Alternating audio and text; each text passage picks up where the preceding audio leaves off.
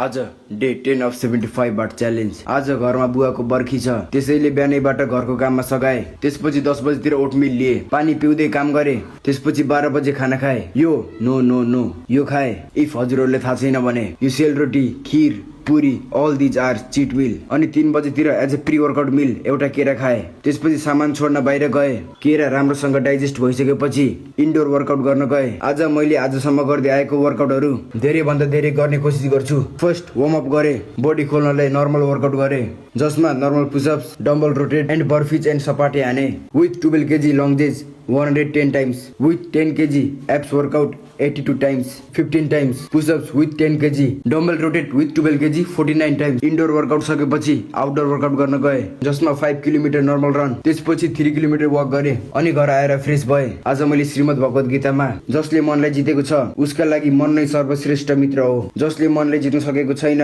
त्यसका लागि मन नै सबैभन्दा ठुलो शत्रु हो। अनि यो आजको लास्ट मिल, यो डे 10 को selfie. We will meet tomorrow.